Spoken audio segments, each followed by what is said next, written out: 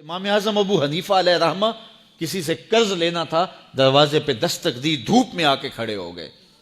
کسی نے کہا حضرت دیوار کا سایہ پڑ رہا ہے تو آپ سائے میں کھڑے ہو جائیے۔ کہا کہ میں صاحب مکان سے قرض لینا ہے، میں ڈرتا ہوں یہ سایہ کہیں سود نہ بن جائے۔ جس سے قرض لینا ہو اس سے فائدہ لینا سود ہوتا ہے نا قرض کے علاوہ، تو کہیں یہ سود کی صورت نہ بن جائے، تو میں اس بات سے ڈرتا ہوں۔ صحابہ فرماتے ہیں ہم حرام کے ڈر سے کبھی حلال بھی چھوڑ دیا کرتے تھے۔ تو یہ دو طرح کے تاجر ہوئے، ایک وہ تاجر جو مال کمانا مقصد زندگی ہے، اور ایک وہ تاجر جن کا مقصد اللہ کی رضا ہے، اور یہ بھی پیٹ لگا ہوا ہے، ضروریات ہیں وہ بھی پوری کرتے ہیں۔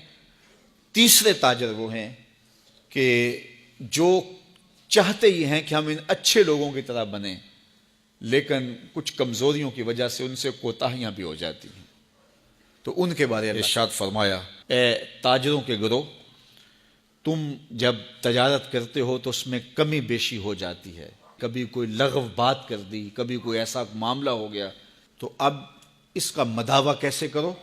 تو فرمایا فشوبوہ بالصدقہ، تم صدقہ دیا کرو، تمہارے اس امر کا یہ مداوع بن جائے گا۔ تو عام لوگوں کو یہ کہا کہ آپ کثرت کے ساتھ صدقہ دیا کریں، اپنے مال سے نکالیں، کچھ فیصد طے کر دیں اللہ کے نام سے۔ جب اللہ کو شراکت دار بنا لیں گے اپنے کاروبار میں، جب پارٹنر بنا لیں گے تو اسٹرانگ پارٹنر ہو تو گھاٹا نہیں نہ پڑتا، تو اپنے رب کو اپنے کاروبار میں شامل کر رہے ہیں، تمہارے کاروبار کے اندر گھاٹا نہیں پڑے گا انشاءاللہ۔ ہمارے اس مرکز میں 2 3 4 لوگ ہیں ایسے کہ اللہ تعالیٰ نے ان کو یہ توفیق دی، تو وہ کہتے ہیں کہ ہم اتنے فیصد مرکز میں پیش کریں گے، تو مجھے آج تک انہوں نے شکایت نہیں کی ہے کہ جناب کوئی مسئلہ ہے، وہ یہی کہتے ہیں کہ سنبھالا ہی نہیں جا رہا۔ یہ اللہ کا وعدہ ہے، اللہ کے وعدے سچے ہوتے ہیں، تو اس کو شامل کر لیں۔ فرمایا کثرت کے ساتھ پھر صدقہ کرو۔ ہمارے ماضی میں ایسے کتنے اسلاف کی کہانیاں موجود ہیں، اگر ان سے کوئی معاملہ ہوا تو بعض کا انہوں نے سارے کا سارا مال صدقہ کر دیا، پھر زیرو سے شروع ہوئے، اللہ نے پھر برکت ڈال دی۔ بعضوں نے آدھا مال صدقہ کر دیا۔ تو اللہ کی راہ میں جب صدقہ کرو گے تو پھر برکت ہوگی، رحمتوں کا نزول ہوگا۔ کاروبار کے اندر کبھی کھو نہ جائیں کہ اپنے رب کو بھول جائیں۔ جب اللہ کے محبوب علیہ السلام کے صحابہ تابعین مدینۃ المنورہ کی گلیوں میں بازاروں میں کاروبار کرنے لگے، حضور کا وصال ہو گیا، پھر کاروبار کی طرف جب توجہ بڑھنے لگی، ایک دن حضرت ابو ہریرہ رضی اللہ تعالی عنہ مسجد نبوی سے باہر نکل کے آئے اور بازار مدینہ میں گئے اور کہا کہ اے تاجروں، تم یہاں بیٹھے ہوئے ہو، مسجد نبوی میں حضور کی وراثت تقسیم ہو رہی ہے اور اپنا حصہ وہاں جا کے لو۔ سارے گئے، دیکھا تو وہاں کچھ لوگ بیٹھ کے پڑھا رہے تھے، تو واپس آ گئے۔ کہا ابو ہریرہ تم نے کیا ہمیں بتایا تھا؟ ہم وہاں گئے ہیں، وہاں تو کچھ بھی نہیں تھا۔ کہا تم نے وہاں کچھ دیکھا نہیں؟ کہا کچھ لوگ پڑھ رہے تھے، کچھ پڑھا رہے تھے۔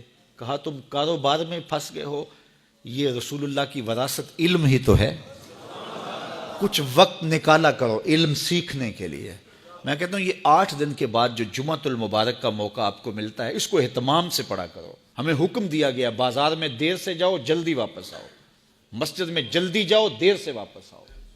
یہاں جتنی جلدی آؤ گے اتنی برکتیں ہوں گی۔ یہاں بیٹھنا بھی عبادت ہے، سانس لینا بھی عبادت ہے۔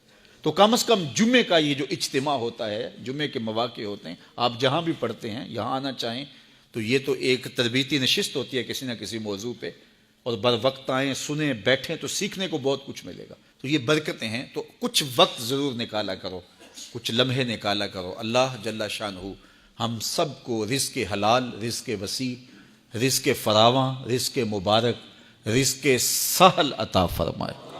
حرام کے ایک لقمے سے بھی اللہ ہمیں محفوظ فرمائے، ہماری نسلوں کو بھی اللہ حرام کے لقموں سے محفوظ فرمائے۔ اللہ ہمیں جو عطا کرے اپنے کرم سے اس پہ قناعت نصیب فرمائے، چونکہ قناعت اگر نہیں ہے تو جتنا بھی مل جائے کبھی پیٹ نہیں بھرتا۔ اور حضرت شیخ سعدی بولے پیٹ تو بھاری جاتا ہے، آنکھ ہی نہیں بھرتی۔ یہ بھرتی نہیں، اس کو 2 چیزیں بھریں گی، یا صبر کا پانی یا قبر کی مٹی۔ تو یہ سب کچھ یہاں رہ جانے والا ہے۔ اللہ نے جو دیا ہے اللہ آپ کو اور زیادہ دے۔ کاروبار کرو، محنت کرو، لیکن اپنے لیے وقت نکالو، اپنے امور علم کے لیے وقت نکالو، اپنے بچوں کے لیے وقت نکالو۔ ہمارا مقصد زندگی کمانا نہیں ہے، یہ ہمارا ایک ذیلی مقصد ہے، ذیلی مقصد۔